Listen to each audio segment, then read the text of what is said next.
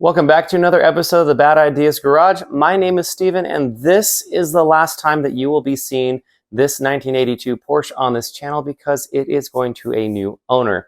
Maybe you saw my last video where I talked about, well, I'm probably going to get rid of the car. Well, I've decided that it needs to go find a new owner. And today I'm going to talk a little bit about why. However, the really cool thing that I discovered during the process of figuring out if I should keep this car or not is that this engine was used in a lot of really weird applications. So we're going to go through a little bit of history of the 924, where it came from, but specifically this engine, I did a lot of digging on it to figure out if I really wanted to keep it, and I almost kept it, but I got a really good offer for this and the 1977 to go find a new home. So they're going to be leaving this Saturday, and this garage space is going to be filled up with probably something Honda powered, and you'll have to find out what that is a little bit later. It's a Saturday morning and I'm really tired, but it's a really good day to go pull home another family SUV because my wife likes SUVs. Cheers.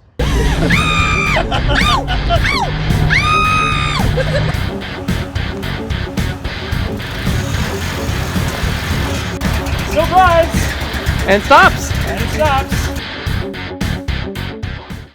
So this is the motor that we have in question, and as you can see, it's had some better days. It's missing a couple of parts. Ignore all of the fire extinguisher residue because maybe you saw the YouTube short or my other video where it kind of sort of kept catching on fire. And a lot of that is because of the timing. I think that it's the timing that we didn't quite have right, or the sketchy wiring, or fuel delivery issues through the Bosch fuel injection system that's here. Could be any of those. I think that we got the timing in place, and if you watch my other video, I'll explain a little bit more about that.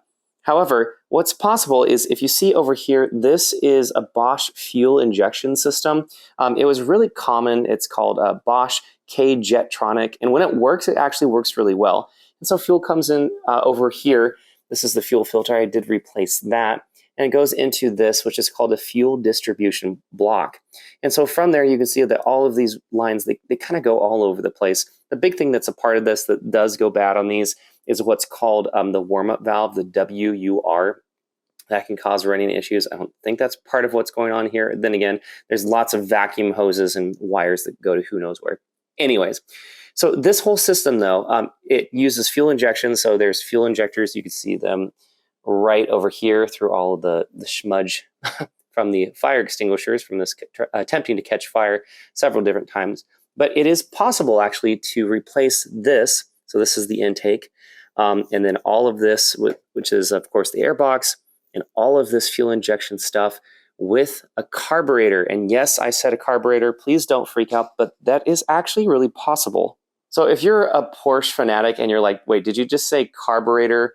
Well, one thing that you might not know about your own history is that starting back in the 912, which is the predecessor to this, the entry-level Porsche, is that a lot of people actually converted their vehicles over to carburation. And then as I started researching, I found out that people did this in the 924 as well. And so I thought, you know, I know a thing or two about carburetors because my Subaru, when I first got it, it had a carburetor on it. Those Hitachi carburetors, they never really worked that well. And then I had it upgraded to a Weber 3236, which was a great carburetor, but I had to tweak it a little bit. It's kind of a thing that you have to do with carburation cars. And so I thought about it. I was like, well, if they did that in the 912 series, and then you have the 924, that they're actually off-the-shelf carburetor conversion kits that you can buy, maybe I should just give this a shot, because if this whole mess isn't working for me, well, maybe that is the ticket to be able to make it run.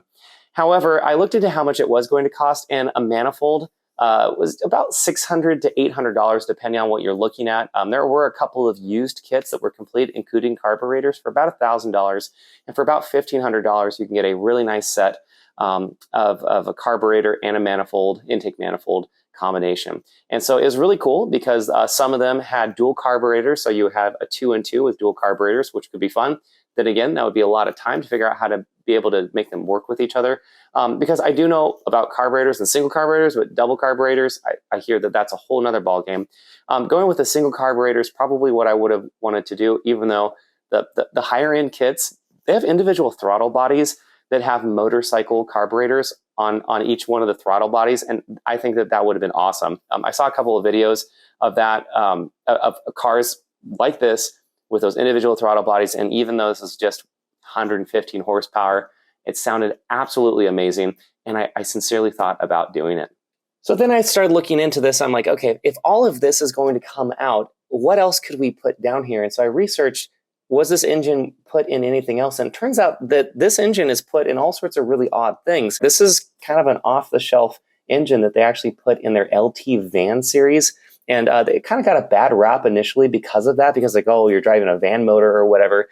However, this was actually put in a bunch of other vehicles, including, I kid you not, the AMC Gremlin. For just a couple of years in the late 70s, AMC, they had some turmoil that was happening at AMC, probably because they made vehicles like the Gremlin.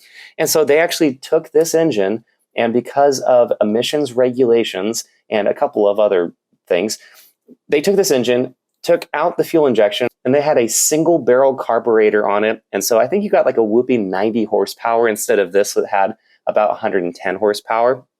And I thought, why don't I just go get a Gremlin carburetor and pop it on here? But I'm pretty sure somebody who's a Porsche enthusiast would somehow know that I did that and would chastise me for it anyways. Okay, hold up. How in the world did an engine from Porsche 924 end up in a Gremlin? So let's back up a little bit. This engine was originally developed for the Audi 100.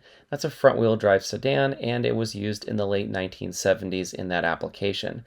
And then Volkswagen decided to take that engine and put it into the LT van series, also known as the Volkswagen Transporter.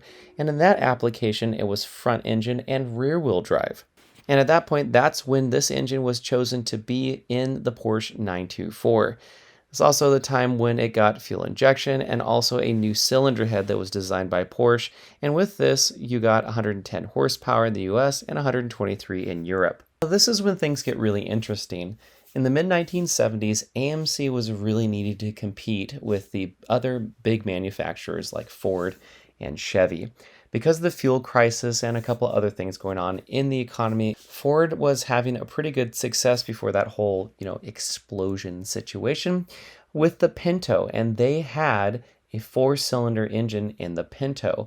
And at the time, the Gremlin was only offered with a 232 cubic inch straight 6 engine, which, fun fact, a variation of that engine was actually used in the Jeep XJ until 2001. I kid you not. So AMC was looking for a 4-cylinder engine. They did not have their own variation of a 4-cylinder engine, and so that's when they decided to form a partnership with Volkswagen. The tentative plan was that eventually production of this engine would move to the United States, and in fact, AMC set up a factory in order to do just that. And so production would slowly move from West Germany over to the US. However, that never actually happened because of low production numbers and demand.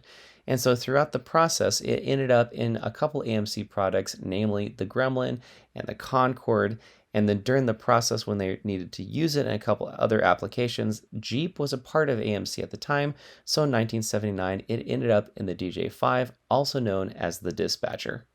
So I wasn't able to get any sort of conclusive evidence on whether or not a Gremlin intake would fit on this engine. So then I looked into the Jeep DJ5. So in the 1970s, the Jeep DJ5, the rural postal Jeep that maybe you know of it as the rural postal Jeep, those still exist in some places for people to deliver mail. Those are basically a CJ5 Jeep with a little bit less of a tough frame, usually 2-wheel drive, a limited slip, and a different body on it. Those were powered by this same engine. And I was like, well, what were they powered by? Could I go get an intake from one of those and put it on here as well? And I actually really like USPS vehicles for some strange reason. I'm actually not quite sure why, but I have a really strong desire to go get one of those LLVs when they retire them coming up here, slap a 350 in it. Thank you, Jamie. And see how it rides. Anyways, so I started looking into that as well. And I just kind of lost motivation. It's because if you start doing that, and then you try to make it on the cheap, it's just going to get back to the original problem, is that this car, at the pace that I'm working at about 2 hours a week, it's probably going to be here for at least a year. And at that point, I got frustrated. And I'm like, you know what? If I'm not going to be getting the real deal, the carburetor kit, I'm just going to put it up on Facebook Marketplace. And I did. Through that process, I ended up finding a buyer pretty quickly. I was talking with my buddy Anthony, actually. He sold me that sketchy E55 AMG a couple years ago. And he really wanted to do a safari build of one of these, especially because it's the right color. And he was talking with his family, be like, can we make this happen? I was talking with my family, be like, well, can I just hold on to it? However, in the meantime, I found somebody who restores cars. I was like, we're going to do this. And is a father-son combination as well. And so I'm like, okay, this is going to be really good. Why don't we just let it go? And so that's the story of what's going to happen with this 924. It's a fascinating little car that has some incredible history. At first, Porsche was actually a design bureau that was hired by Volkswagen to design the car. And then through some economic challenges, Volkswagen actually pulled the plug on this. And then maybe you've seen other vehicles like the 944 or the 928. And then Porsche was like, hey, can we actually make this? And so that's where this came from. I'm going to link a much better, longer history of the 924, the 928, and the 944, where all of that came from. But that's kind of one of the reasons why this vehicle is a little bit of a smorgasbord and has some off-the-shelf parts from several different other Volkswagen models during this era. So that's the video that I have on this 1982 Porsche. Again, this is the farewell video for this. And yes, I did get a little bit frustrated with it when I initially posted it. And I'm really glad that it's finding a new owner, though. The people that are going to come buy it, it's someone who restores cars, and then it's a father-son combination. It sounds like it's for maybe his senior project. So it's really cool that not only does he get this, it sounds like they know what they're getting into, but also they get that complete 1977 car on top of it. So as always, like and subscribe below. We really appreciate you watching the Bad Ideas Garage.